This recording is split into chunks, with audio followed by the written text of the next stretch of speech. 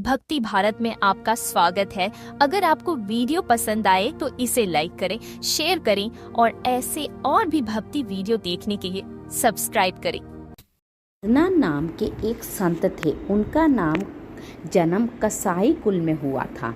उन्होंने अपने कुल के व्यापार को अपनाया।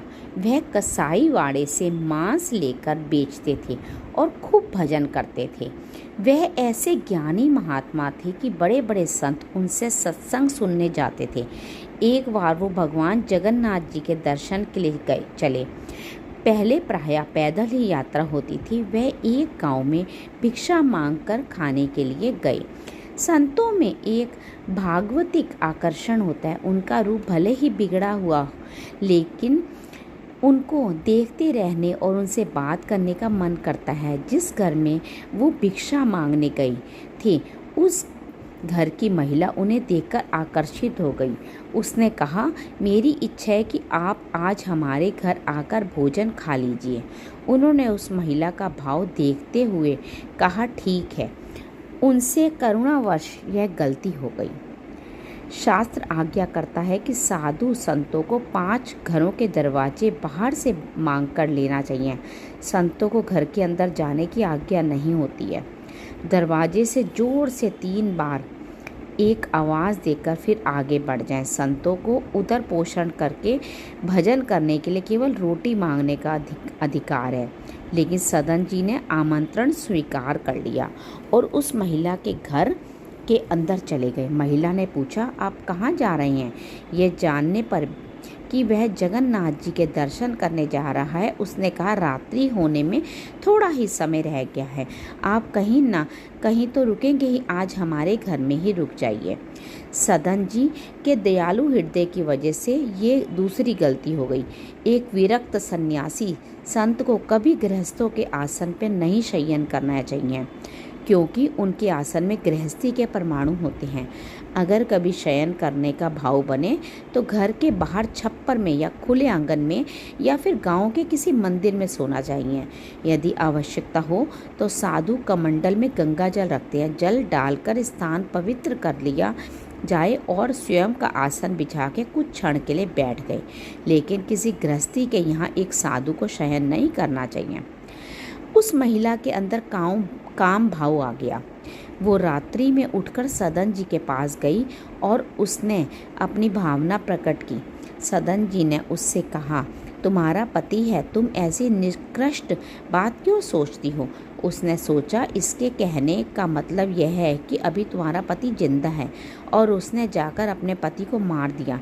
काम में अंधी होने पर व्यक्ति कुछ भी कर सकता है।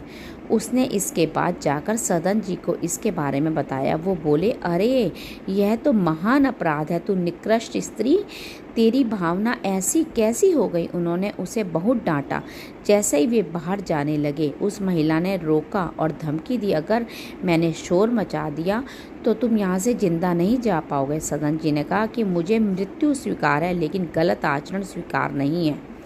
उस महिला ने हल्ला मचा दिया, कहा, देखो, रात में इनको साधु समझकर हमने हमारे यहाँ रहने दिया, लेकिन रात में इन्होंने मुझे छेड़ने की कोशिश की। जब मेरे पति ने विरोध किया तो इन्होंने मेरे पति को मार डाला और मुझे छेड़ने के लिए तैयार हो गए।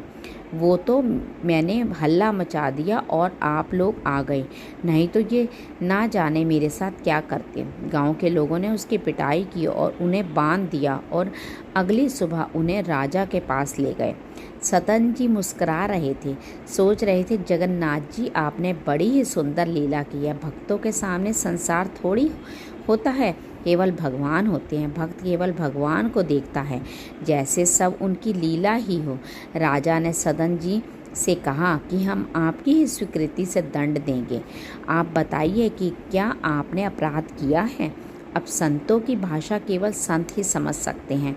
उन्होंने कहा, बिना अपराध के दंड कैसे हो सकता है? कोई ना कोई अपराध तो होगा ही, इसलिए भगवान ने मुझे पवित्र करने के लिए दंड दिया है। सदन जी जान रहे हैं कि कोई ना कोई पाप किसी पिछले जन्म का बाकी तो है ही, जिसकी वजह से प्रभु उन्हें फंसा कर पिटवा रहे हैं। राजा इस भाव को समझ नहीं पाए। तो उन्होंने सजा दे दी, इनके दोनों हाथ काट दिए जाएं और उसके बाद इन्हें छोड़ दिया जाए। वह साधु थे, इसलिए राजा ने उन्हें प्राणदंड नहीं दिया। सदन जी सजा मिलने के पश्चात सीधे जगन्नाथ जी के सामने गए। उन्होंने कहा, आप तो सब जानते हैं, मेरी आपको प्रणाम करने की इच्छा थी, पर आप अब मेरे हाथ ही नहीं हैं। जैसे उन्होंने दोनों हाथ जोड़ने का प्रयास किया तो उनके 2 नए हाथ निकल आए। उनको जो मार पड़ी थी उनके चिन्ह गायब हो गए और उनका शरीर एकदम हष्ट-पुष्ट, स्वस्थ और तेजस्वी हो गया। सदन जी ने दोनों हाथ जोड़े और जगन्नाथ जी के सामने साष्टांग लेट गए। भगवान प्रकट हुए और कहा, तुम्हें मुझ पर गुस्सा नहीं आया कि बिना किसी गलती के मैंने तुम पर आरोप लगवाया और दंड भी दिलवाया। सदन जी ने ठाकुर जी से कहा, प्रभु, आपकी हर चेष्टा में मुझे आपका ही प्यार दिखाई देता है। कभी कभी धर्म से चलने वाले की दुर्गति होते हुए दिखाई दे सकती है, किंतु उनकी दुर्गति कभी नहीं हो सकती। अपने कर्मों का छोटा न समझें, चाहे वो किसानी हो या व्यापार हो। आपकी छोटी सी दुकान हो तो भी अच्छा है, नाम जप करें और सत्य से जो कमाई हो उससे सादा जीवन जिएं। आपका परिवार आगे चलकर बहुत उन्नति को प्राप्त होगा। अगर आप बेईमानी करके अधर्म आचरण करेंगे तो एक दिन उसी परिवार के लिए परेशान होना पड़ सकता है जिनके लिए आप पापाचरण करते हैं। इसलिए अच्छे आचरण करने चाहिए।